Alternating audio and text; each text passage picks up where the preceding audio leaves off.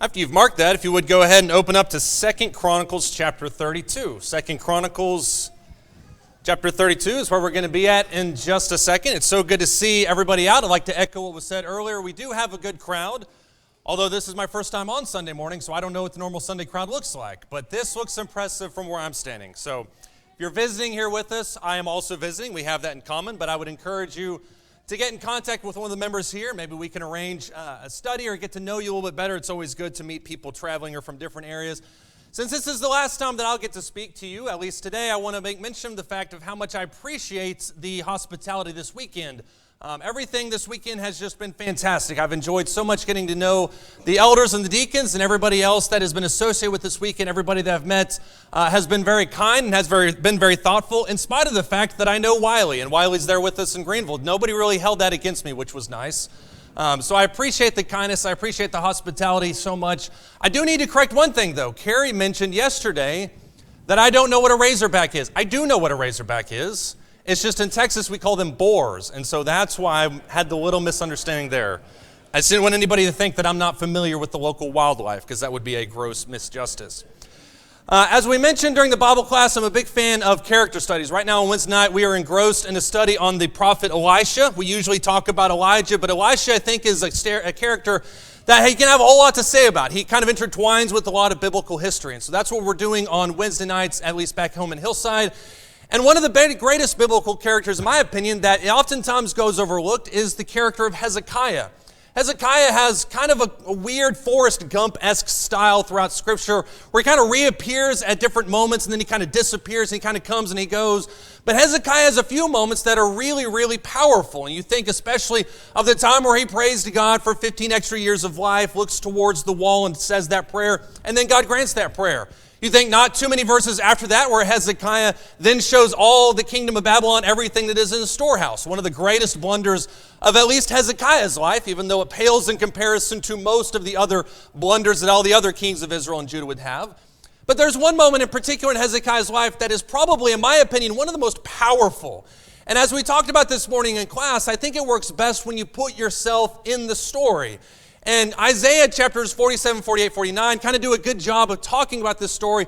But I want to focus on what's mentioned in 2 Chronicles chapter 32, starting in verse 1. Just to kind of set the stage for what's happening here in this chapter, you have Sennacherib, who is the leader of the reigning empire of the world at that time. There's no doubt who the big boy on the block is. Sennacherib is him. He has now showed up at Jerusalem. And to make matters worse, not only is he at Jerusalem's doorstep, but he's also annihilated everybody north of Judah and Israel. He's penetrated so deep inside of Judah that now he's literally right there. And to compound matters even worse, he's brought nearly 250,000 soldiers to take over a city that at that time probably numbers in around 50,000, 75,000, which is pretty sizable for a city in that time period. And Sennacherib sends out, and Isaiah kind of goes into greater detail on this, but Sennacherib sends out his emissary, Rabshakeh, who shows up and exclaims to all the people why they need to now bow to Sennacherib. Hezekiah kind of hesitates, and Sennacherib doubles down on that mention there. And then you have Hezekiah in 2 Chronicles 32 displaying what is, in my opinion, one of the greatest shows of faith that any Israelite or Judah king will have in the entire Old Testament. In 2 Chronicles 32, starting in verse 1, it says that after these acts of faithfulness, Sennacherib, king of Assyria, came and invaded Judah and besieged the fortified cities and thought to break into them even for himself. Now when Hezekiah saw that Sennacherib had come and that he intended to make war on Jerusalem, he decided with his officers and his warriors to cut off the supply of water from the springs which were outside the city, and they helped him. Many people think that literally, of all the physical things that took place, saved the city of Jerusalem the most. And that's an archaeological evidence you can actually investigate to this day. You can see where that took place. Verse 5, he took courage. He rebuilt all the wall that had been broken down, erected towers on it, and built another outside wall, strengthened the Millo in the city of David. The Millo is what Solomon restored. There was thought at that point that the city was so impenetrable that was seen as a wasteful expense by Rehoboam and Jeroboam. But nevertheless, Hezekiah strengthens the Millo in the city of David, made weapons and shields in great number, appointed military officers over the people, and gathered them to him in the square of the city gate, and spoke encouragingly to them, saying, Be strong and courageous. Exactly what Joshua said 3 times in Joshua chapter 1. Be strong and courageous. Do not fear or be dismayed because of the king of Assyria, not because of all the horde that is with him. For the one who is with us is greater than the one who is with them. And with him is only an arm of flesh. But with us is the Lord our God to help us and to fight our battles. And the people relied on the words of Hezekiah, king of Judah.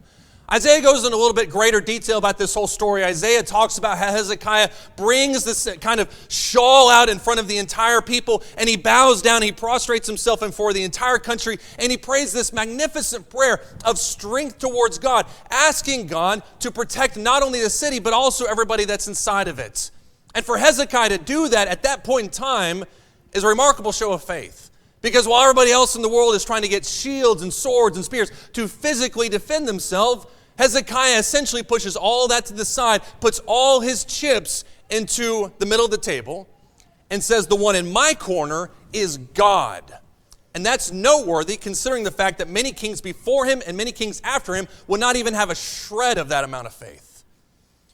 But it paid off for him. And Hezekiah essentially strived to save the city by these actions. If you look in Isaiah, you can see that Sennacherib shows up at the doorstep, an angel of the Lord, goes throughout the entirety of the camp of Assyria, annihilates 250,000 people, and Sennacherib essentially goes back to Assyria completely embarrassed. But I don't want to talk about Hezekiah this morning. We can talk about Hezekiah all day long and talk about how great he is and how strong he is and how faithful he is, but I don't want to talk about Hezekiah this morning. What I want to talk about is there in 2 Chronicles chapter 32 and verse 8, where it says that after Hezekiah did all this, the people relied on the words of Hezekiah. That's what I think is the most intriguing part of this entire story. Because you can talk all day long about Hezekiah's faith with God and how God extends his life, and Hezekiah has access to priests and has access to prophets and has access to the temple and the people that are working there. And there's all these reasons why he can stay strong. But nothing, absolutely nothing in the world is there to guarantee the safety of the people with the exception of the words of Hezekiah. Ladies and gentlemen, if this is not a lesson on leadership, I don't know what is. The fact that you can put all your faith in God, and not just that you are sure, but that also the people behind you are sure as well. Let me ask you this question, though. What in the entire world did the people of Jerusalem at that point in time have to gain from this? What was it that had changed? Absolutely nothing had changed. Sennacherib is right outside the city walls of Jerusalem. Destruction is imminent. They had annihilated lots of cities up until this. What had changed? Absolutely nothing. The only thing that had changed, ladies and gentlemen, was their perspective towards the danger that lay outside the gates. That's the only thing that had changed. Sennacherib was still there. 250,000 people are still there. Destruction is still there. And you know that they're going to overtake Jerusalem as well. Nothing had changed. The only thing that had changed was their perspective towards the danger that was outside their gates. This is a lesson for us as Christians. As we deal with people in today's world, as we deal with temptation, as we deal with trials and things that really, really challenge our faith. And I would be lying to you if I didn't tell you that I, along with just about every other Christian I know, struggles with despair from time to time. Where we look at the news, which is the worst thing you can ever watch, especially first thing in the morning. But we look at the news. Or we go to the almighty Facebook and we just keep scrolling. We call that doom scrolling. We just keep going and going and going and going and going and seeing all the negative things that are happening. And we get down. We get down about the state of the world. We get down about the state of the church. And you hear about churches that are splitting right in half. You hear about preachers that have completely gone off the rails. You hear about elderships that are at each other's throats. You hear about people that used to be friends that are Christians for 40 plus years that now can't even park in the same parking lot. What is happening in this world? Then you take it personal. You start thinking about your own association with God. You start thinking about your own trials and temptations and all the times that I myself have fallen to temptation. When I knew better, I fall into this little pit of despair. And start thinking about all the things that struggle to push in on us. And we talk about Ephesians chapter 2, which describes Satan as the prince of the power of the air, the prince of this world, and how the forces of evil are trying to push in on us to try and get us to turn away from God. And that despair is very, very real. But I would argue to you this morning that what doesn't need to change is the danger that's outside the gates. What needs to change is our perspective to the danger that is outside the gates. This was an issue that the early Christians needed to learn. Look in Hebrews chapter 12. We mentioned this morning how Hebrews is a book that is incredibly dense theological. You can't look, if you open up anywhere in Hebrews chapter 1 through 10 and you're not familiar with the context, you're probably going to be as confused as I am, because there's a lot of things happening there unless you're a Jew and are familiar with those things. But in Hebrews chapter 12, the conversation shifts to now talking about the persecution that all of them are going to face that is very, very imminent. And so as he talks here now, starting in Hebrews chapter 12, he says a couple things right off the bat here in Hebrews chapter 12, starting in verse 18, that he wants them to know. Hebrews chapter 12 and verse 18. He says, "For you have not come to a mountain," talking after all the theological stuff, now it's the exhortation, "you have not come to a mountain that can be touched, and to a blazing fire, and to darkness and gloom and whirlwind, and to the blast of a trumpet and the sound of words, which sound was such as those who heard the beg that no further word ever be spoken to them. For they cannot bear the command," verse 20, "if even a beast touches the mountain, it will be stoned. And so terrible was the sight that Moses said, I am full of fear and trembling. But you have come, ladies and gentlemen, to Mount Zion, and to the city of the living God, the heavenly Jerusalem, to myriads of angels, to the general assembly, and the church of the firstborn who are enrolled in heaven, and to God, the judge of all, to the spirits of the righteous made perfect, and to Jesus, the mediator of a new covenant, and to the sprinkled blood, which speaks better than the blood of Abel." Hebrews chapter 12 opens this entire section by talking to them about the fact that you have not yet resisted to the point of shedding blood. The implication is you will eventually resist to the point of shedding blood. And so as he goes throughout this monologue here in Hebrews chapter 12, he gets to verse 18. The very first thing that he describes is that you have come to a stronger mountain. And if you're familiar with Old Testament geography, if you're familiar with the Old Testament at all, you know that mountains play an integral part in day-to-day life. As a matter of fact, so much so that in John the 4th chapter, when Jesus is talking to the Samaritan, Jesus talks to her and she says, "You Jews say that you need to worship on that mountain. We say that we need to worship on this mountain. What does it really matter?" But mountains were an integral part. It's where sacrifices were made. It's where stories were told. It's where all these things took place. And so what the Hebrew writer says here in Hebrews chapter 12 is you didn't come to a mountain of fire. You didn't come to a mountain that's contained in Exodus chapter 19 where it talks about gloom and darkness and lightning and fire and all these things that are emanating from the clouds. You came to Mount Zion, which is spiritual. Now, if you look in Exodus chapter 19, we could read chapter 19 and chapter 20, verses 18 through 21, that describes the sheer terror that these people felt. So much so that the people, as the Hebrew writer mentioned, said, we don't even want to hear the voice of God. We know that he's up there, but we don't want to hear the voice of God because we fear for our very lives. And certainly for most Israelites who had just come out of Egypt and had seen the plagues and then seen the sea parted so that they could walk through on dry land, this is actually the first interaction they have with God. They saw the effects of it with the plagues. They saw the effects of it with the parting of the sea. But this is the real first encounter, the first interaction with God. And they were absolutely terrified. So much so that Paul in 2 Corinthians chapters 3 and 4 describes the fact that when Moses came down from the mountain, they requested that a veil be put over his face so that they could not come face to face with the glory that is God. This was a situation that was meant to evoke terror. It was a situation that was meant to evoke awe, to be impressed with the power and with the glory of God. And yet in Hebrews chapter 12, he says you didn't come to that mountain. You didn't come to Mount Sinai with the smoke and with the darkness and the lightning. You came to a spiritual mountain. You came to Mount Zion. And Zion kind of has this unfolding technique throughout history where first and foremost in 2 Samuel chapter 5, it's the city that David captured, eventually became the city of David. And then once Solomon took charge, it kind of expanded to just kind of include the temple area. And then when you move later throughout history, it kind of takes on a metaphorical agency. To the point that when you get to in 1 Peter chapter 4, 2 Peter chapter 2, he describes us as being citizens of Zion, the holy priesthood, all these different things, that we are embodiments of that priesthood. And in Hebrews chapter 12, verses 18 through 24, you look at the description of this mountain. All of it is about angels and about God and about beings, spiritual beings. The point, ladies and gentlemen, is that you are not coming to a physical mountain. You're not designed to be impressed with lightning. You're not designed to be impressed with darkness. There's something spiritual about your rock. There's something spiritual about your foundation. And I wish more of us as Christians would take hold of that. Because when despair threatens to unravel our very faith, when despair threatens to tear out the foundation of who we are, we instinctively turn, just like Peter did when he stepped outside the boat, we instinctively turn to look at the things around us, to seek security. And what he says here is, you're not looking for physical things. You are spiritual in nature. As C.S. Lewis once said, you don't have a body, you are a soul. You have a body. You're not a body. You are a soul, you have a body. Let me rephrase that, because that was confusing to me. He said, you're not a body. You're a soul. You have a body. What C.S. Lewis mentioned in that was something that we need to understand, is that we are distinctly spiritual beings. And as people who are suffering in Hebrews chapter 12, who desperately look at the world around them and are seeking for something to grab hold of, the fact that we go to a stronger mountain, the one that is spiritual, should reverberate within their minds. But he also goes on here in Hebrews chapter 12, starting in verse 25, to talk about how there's a stronger warning taking place here.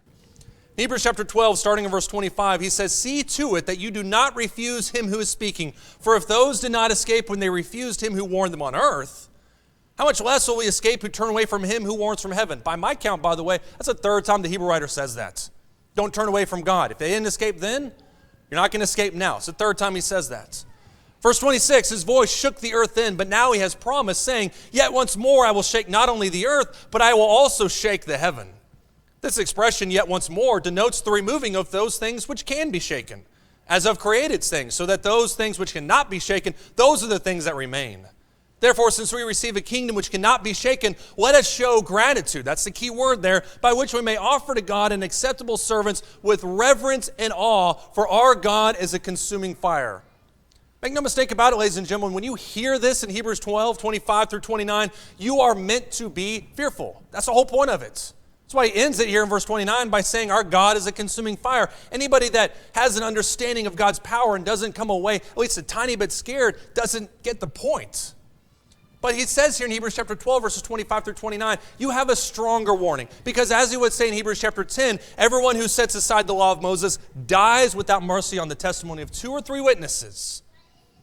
You set aside the law of God, and it's even worse. As spiritual beings, we have a more strong foundation, but we also have a more spiritual warning that is taking place. As Jesus would say, don't fear those who can kill the body, fear those who can destroy the soul in hellfire. There is a stronger warning that has taken place. We should be fearful in this fact, because as strong as he is in delivering this word, he's even more terrifying in enforcing it. And that's a lesson that not only the world needs to learn, but that we need to learn as well. For those who would think to themselves that God doesn't mean what he says, or for those who would say that God said this, but I don't really believe him. After all, we are the people of God. And that's something Jeremiah had to face over and over again when people said, there's no way that God would ever destroy Jerusalem. There's no way that God would ever destroy the temple. Jeremiah says those people are liars. He can and he will. If we don't believe that God will exact judgment for what we do that's wrong, then we are kidding ourselves. And that's why I think it's so fascinating here in Hebrews chapter 12, verses 25 through 29, in the midst of all this discussion about punishment and about threatening and warning and all these different things, he says here in Hebrews chapter 12 and verse 29 that since we receive a kingdom which cannot be shaken, let us show gratitude. Why? Why is it that we show gratitude? Because in the middle of all this discussion about mountains and how we're spiritual in nature and about how the punishment is so much more spiritual in nature and it's so much more intense than anything we can ever experience in this world, it's so much worse. Why is it in the world that we should show gratitude? It's contained within that verse. He says, since we have a kingdom that cannot be shaken, that immovable foundation of God. If you think back to Matthew chapter 16, where Jesus talks to Peter, and Jesus says to Peter, who do people say that I am? And Peter says, I believe that you are the Christ, the Son of the living God. And Jesus comes back and says, right you are, that's exactly right. I tell you that you are also Peter, and I will give you the keys of the kingdom, and the gates of Hades will not overpower it. That's a defensive posture. And what it implies in that passage is that Hades is going to try to overpower it, but it's not going to be overpowered. It's an immovable kingdom. We need to think about this idea of an unshakable foundation of God as being the bedrock of our faith. And it's something that Paul goes through great pains in Romans chapter 8 to talk about and to enunciate, that though everything else may turn against you, I guarantee you, Paul says, it will not be taken from you. Shall persecution or famine or peril or sword, will any of that take it from you? No. It's something we need to take to the bank. I want you to look at Daniel, the 2nd chapter. Daniel chapter 2.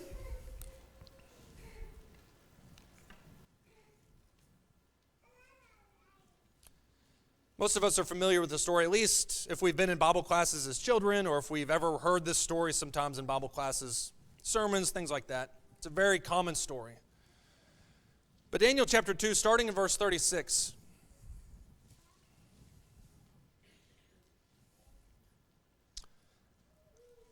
Daniel chapter 2, starting in verse 36. Lay the groundwork a little bit for this. You have Nebuchadnezzar, who is once again, this is a recurring theme from Sennacherib earlier, somebody who is a reigning force in the world at that time. Somebody who has the entire empires of the world at his fingertips. And in Daniel chapter 2, he has a dream. It's very disturbing to him. And so he asks all the soothsayers, all the wise men, what are we going to do about this dream? Daniel shows up, not only relates the dream, but also interprets it. And in Daniel chapter 2 and verse 36, he says, this was the dream. Now we will tell its interpretation before the king. I gave you what it was. Now I'm going to tell you what's going to take place. Verse 37. You, O king, are the king of kings, to whom the God of heaven has given the kingdom, the power, the strength, the glory. And wherever the sons of men dwell, or the beasts of the field, or the birds of the sky, he has given them into your hand and has caused you to rule over them all. You are the head of gold. No mistaking that, Nebuchadnezzar. You're the man. Verse 39, after you there will arise another kingdom inferior to you. Then another third kingdom of bronze, which will rule over all the earth. And then there will be a fourth kingdom as strong as iron, inasmuch as iron crushes and shatters all things. So like iron that breaks in pieces, it will also crush and break all those in pieces. And that you saw the feet and toes, partly of potter's clay, partly of iron. It will be a divided kingdom. But it will have in it the toughness of iron, inasmuch as you saw the iron mixed with common clay. As the toes of the feet were partly of iron and partly of pottery, so some of the kingdom will be strong and part of it will be brittle. And in that you saw the iron mixed with common clay. They will combine with one another in the seed of men. But they will not adhere to one another, even as iron does not combine with pottery. In Daniel chapter 2, verses 36 up through verse 43, Daniel is telling Nebuchadnezzar what no king wants to hear, which is that your kingdom is going to be temporary. Every king that has ever reigned throughout the entirety of history dreams about having a legacy. What is my throne going to be like? People will be speaking my name for hundreds of years, thousands of years. And what Daniel tells Nebuchadnezzar in Daniel 2 is, your kingdom is going to be temporary. It's great, it's strong, you're the head of gold. It's a temporary kingdom. After you, there's going to be the Medo-Persian Empire. It's not going to be as great as yours. I've always wondered if he kind of threw that in there just kind of to appease Nebuchadnezzar. It's going to be as great as yours. After that, you're going to have the Grecian Empire, and then you have the Roman Empire. The Roman Empire is awesome. The Roman Empire will stand for nearly 1,000 years, so much so that Charlemagne in the year 800 will then try to restore that kingdom to his former glory, the Holy Roman Empire, which was either Holy Roman or really an empire, by the way. But yeah, I have all these kingdoms coming after it. These kingdoms will be great, and for a period of time, they will be the only kingdom. But in verse 44, in the days of those kings, the God of heaven will set up a kingdom which will never be destroyed. And that kingdom will not be left for another people. In fact, it will crush and put an end to all these kingdoms. But it will itself endure forever. Inasmuch as you saw that a stone was cut out of the mountain without hands, and that it crushed the iron, the bronze, the clay, the silver, and the gold, that great God has made known to the king what will take place in the future. So this dream is true, and its interpretation is trustworthy. Not only will your kingdom be destroyed, and not only will every other kingdom be destroyed that has ever existed throughout history, but there's going to be a kingdom that will exist inside of another kingdom. In the days of those other kingdoms, there will be another kingdom that will never be destroyed because it is set up by God himself. Do you believe that? I'll be honest with you, when you look at the news, and especially as I hear older Christians and older preachers say constantly when we're reminded of the fact that the church is under attack, it's hard for me to believe that. And it's hard for me to believe, especially as the most recent stats have shown, that nearly less than half, for the first time I think in our nation's history, less than half of the population identifies as being Christians. It's hard for me to feel like that we're winning anything. It's easy when we're in this building. It's easy when we've got song leaders, and it's easy when we're taking the Lord's Supper and we can shake hands and see each other. It's easy here. It's harder out there. I don't feel like we're winning that battle out there. But what I have to remember as a Christian is that as long as I stay true to God, I will always be on the winning side. That's the message of Revelation, is it not? You can argue about what Revelation is about, and I know people have all sorts of interpretations, and some of them are just straight up weird. But the message, no matter who you talk to, from top to bottom, is that Revelation is about hope. We win. We win. That's the message of the Bible. Do you believe that? Because I'll be honest with you, when I'm in the middle of my own personal fight, and I'm sure when you're in the middle of your own personal fight, it does not feel like we're winning. But just like the people in the days of Hezekiah needed to change their perspective about what was happening, so we too need to change our perspective about what's happening as well. Growing up in Amarillo, and I know this is not a thing that's unique to West Texas. As a matter of fact, it seems like it happens everywhere. But growing up in Amarillo, I always remember about every spring, 4 or 5 different times, you'd see a little radar pop up on the bottom of your television sets. And as soon as I saw that little rectangle that had parts of New Mexico and Oklahoma, Kansas all in there, as soon as I saw that little rectangle, I knew that what was happening was that we were probably going to be in the middle of a tornado watch, which meant my dad didn't sleep, I didn't sleep. You stare and watch the news and you see that little rectangle, see if it's going to go from yellow to red to signify that a tornado has actually touched down. And if you've never seen a tornado up close, I've seen 2. If you've never seen a tornado up close, it is terrifying. Much more so, or not even near what I'm sure they dealt with on Mount Sinai, but it is absolutely terrifying to see that much wind moving at that type of speed and to see what it's blowing and throwing out its sides. But inevitably what would happen is when that tornado shifted, when that little rectangle turned to red, we would run across the lawn to my neighbor's underground shed, would pull open that 4,000-year-old door that had no ventilation inside of it, and I'm pretty sure it had brown recluses and who knows what else inside of that thing, and we'd all skimmy down in there. And we'd stay there for 2 or 3 hours, and my neighbors were cool enough, but we had this little radio that would crackle, and you would get the news and the weather, and as soon as it was nice, you would go outside. But I remember when we would see that little rectangle turn from yellow to red, you'd almost be filled with fear. Because you didn't know what was going to happen the next day. You didn't know that once you went down to that storm shelter, you did not know what you were going to come out to see. But one thing did change. When you run across the lawn, no matter what the danger is outside, and you get inside that storm shelter that is made from 4,000 square feet of concrete, when you get inside that storm shelter, you feel safe. The tornado can pass over you, it can destroy everything, and the entire city can be absolutely leveled, but you're okay. You come out, you rebuild. Probably another tornado 6 weeks later will show up, but you rebuild. But you know for a period of time you're safe. I would imagine on a much bigger scale, that's what it feels like to be safe in the arms of God. I love the story of the rich man and Lazarus and what Abraham says to the rich man when he's in Hades and the way that he describes Lazarus' now existence. Previously sitting outside his front gate and having all these dogs come up and lick his sores, but he doesn't describe him as being in paradise. He describes him as being in Abraham's bosom, which is a feeling of comfort, which is a feeling of intimacy. And that's a feeling that we as Christians need to have in our lives. Not that we are immune and that we're not aware of what's happening around us, but that we recognize the danger and we change our perspective to it. And I would argue, too, that as you look at Hebrews 12, you see this transformation taking place. Hebrews chapter 12, as soon as this section is over, the stronger mountain and the stronger warning, it's weird how he almost kind of just goes back to business as usual. If you look in Hebrews chapter 13, starting in verse 1, Hebrews chapter 13, starting in verse 1,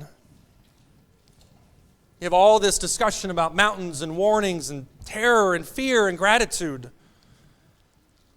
But in Hebrews chapter 13, verse 1, he simply says, "Let love of the brethren continue.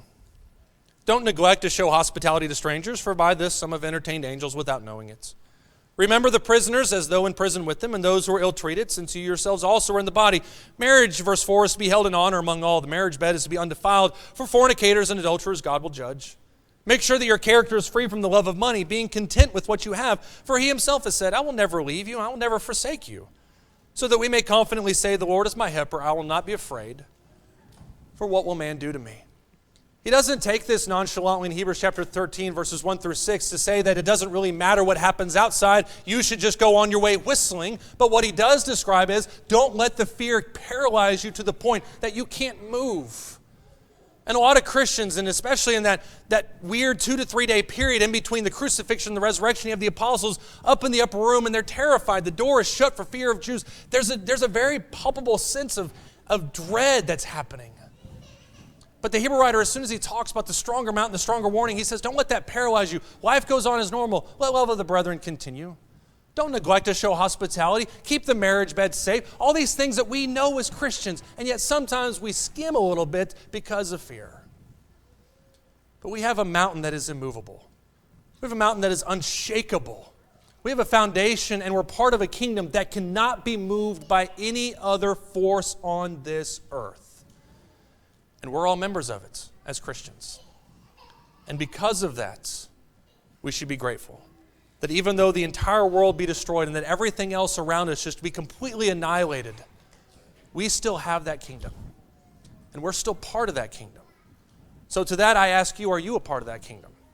Are you a member of the Lord's church? The only thing in this entire world that will survive the end of the world. If not, why not? What are you waiting for? What's the hesitation there? But are you somebody who's kind of jumped in and out of the kingdom? You've kind of moved in a little bit, and then because of fear you've moved out of it. I would encourage you to get in and stay in. Because it's the only safe place that we'll ever have as human beings in this entire world. If we can help you inside that kingdom, if we can help you come back to that kingdom, we would love to help you. Won't you come as we stand and as we sing?